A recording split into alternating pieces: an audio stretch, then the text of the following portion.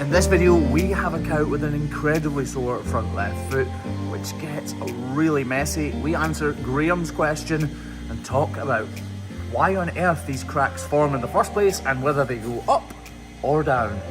This video features 2 cows and 1 smiling Hoof GP. And yes, cameraman Graham's here too. And I won't let it rush when I see you dance, and the moment comes when I fall and time goes slow. I fall into you. Despite living outside on the green grass of this southwestern Scottish farm, this cow has gone extremely lame. Her front left foot is causing her a lot of bother, and I'm hoping there's something we can do about it. So yeah, this cow is really sore on this front left foot. We spotted her in the pen and decided to film her because she's easily got the biggest problem.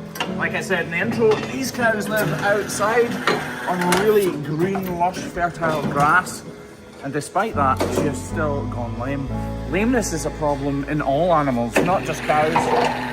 Sheep, deer, elk, lions, rhinoceros. It's not limited just to bovines, and it's not limited to human interaction with them. Yes, the environments that they do live in can cause problems, but they still become lame through completely natural processes. The only difference is when it comes to cows, it matters massively commercially for farmers, because if cows are lame, it's not nice to look at, but it also means that they're far less productive, and that's no use to anyone. Cows that have lameness issues are less fertile, they don't eat as much, and therefore they don't rear as good calves or produce as much milk. So it makes no sense for farmers to have lame cows, which is why the vast majority of them do everything they can to make sure that they don't. Something has gone wrong here though, and this is probably the source of her lameness. I'm going to put this nozzle that we used to mix the glue with in between her feet, if I can, because her ligaments are really strong. And now I'm going to trim back these. She's got a problem. I knew she had a problem on her toe before she even came in, because she's walking on her heels in an effort to keep her toe off the ground, because that is where the problem is, which is exactly what you would do if your big toe was sore. You would walk on your heels. So yes, this is overgrown, but it's underworn more than overgrown, if that makes sense. I start by trimming that outer claw, the one that's not sore. I'm trying to get it back to exactly where it should be.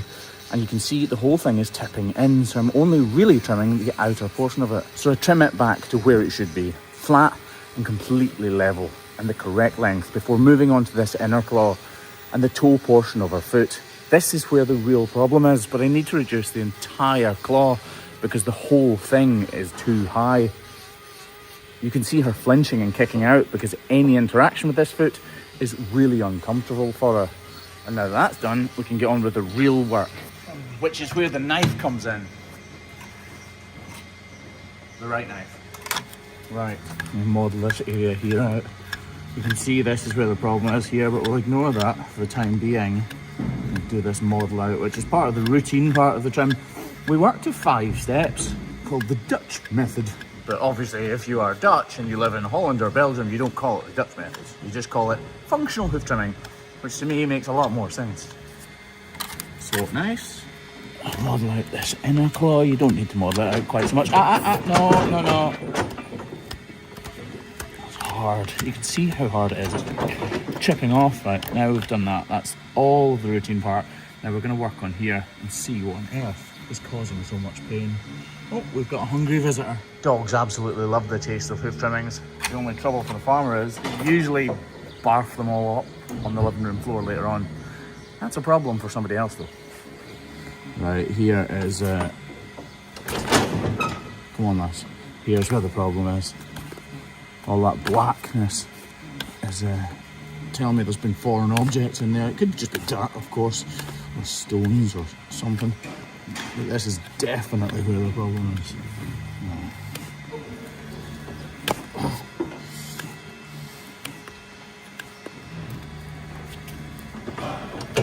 Whoa, that's whoa. Oh, bloody hell. There's pus, look.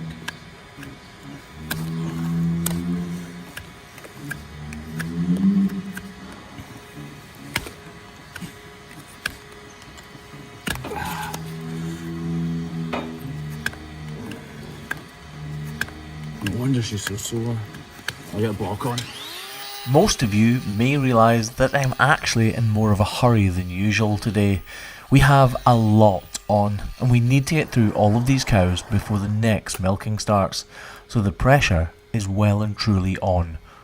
All of that being said though, my absolute priority is the care of this cow, the cow that's in my crush right now, and that always remains the same, no matter whether it's a routine trim, a problem like this, or something completely out of the ordinary.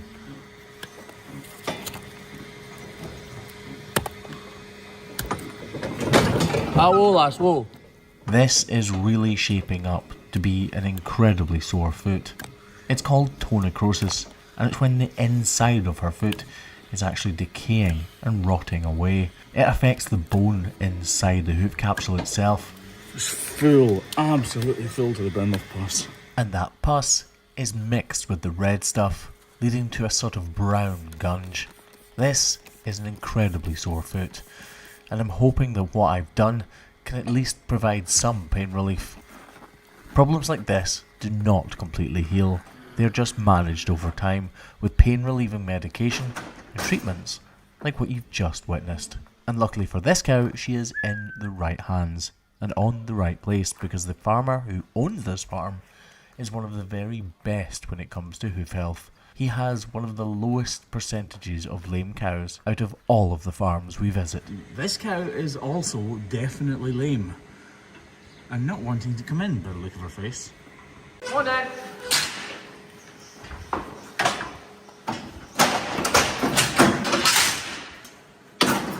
It's one of her back feet, but nice. Is it? I know she's lame because she's not walking well at all, but weirdly, because she was in the race, I can't tell which foot it is.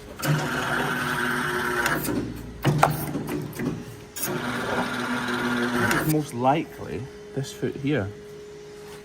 Believe it or not, this is a common occurrence, and I'm not ashamed to admit it.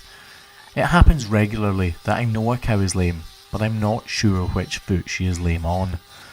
I can tell when a cow is not walking fantastically, but when they're confined to a race, it can be very difficult to decipher exactly which foot they are feeling pain through. Wow, there's one thing for sure, she definitely likes to kick. Right, we're gonna turn this back. It clearly is where the problem is, isn't it? A white line lesion. See how this problem is literally splitting the white line? You can actually see it following that white line right round here. So that problem is in between the white line, so the wall horn, and the sole horn. And the dirt, muck and manure is travelling up through that junction in the hoof horn and causing all sorts of problems for this cow.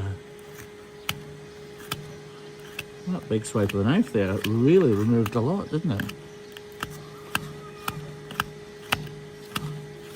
Just thin out the wall a little bit so it's easier. We're definitely going to put a block on this so we can thin the wall right out. It shouldn't matter too much because she doesn't need the structural integrity of it.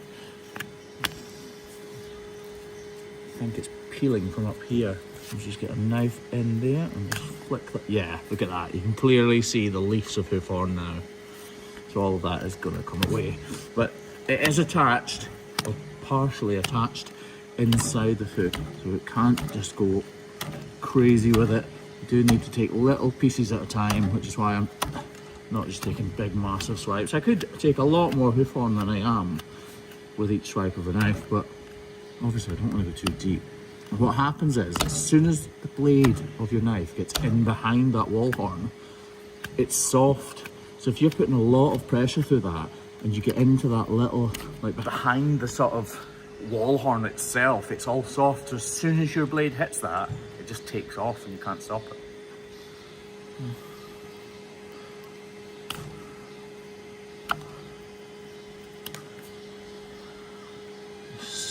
Using my sawing action again.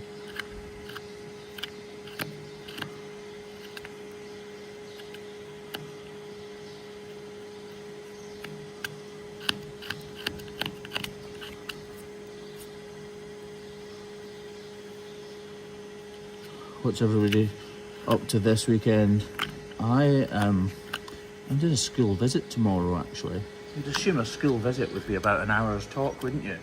Nope, it's 4. 4 hours. 4 hours in a school. And I'm really glad to do it, to give back. In some ways I am, but 4 hours? Right. Can I ask a question? Nope. Oh.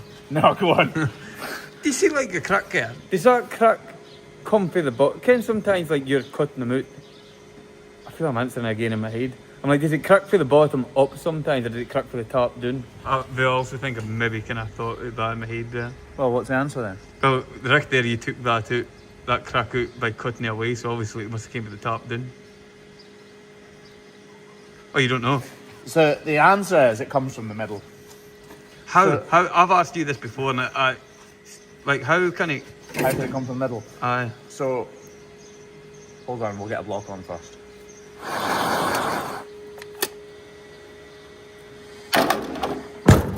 Right, so the wall horn does not flex, it doesn't contort, it doesn't bend or stretch anything. Its whole job is to be as rigid as possible because the cow's sole, so the bit that we normally trim away, is not keeping the cow's foot up. She is hanging from the inside of that wall horn, believe it or not, so it cannot flex. So basically, when she gets slammed into by a piece of concrete, or when she's fighting or twisting or trips over something, a bruise forms in behind that wall horn. A bruise is inflammation, it's dying blood. It inflames, it swells up, and that swelling has to go somewhere, and depending on whatever the easiest route is, it'll go up and down usually and reach its culmination. So it bruises behind the hoof wall, that bruise swells up and bursts either through the top or through the bottom. So we never really know where it's come from.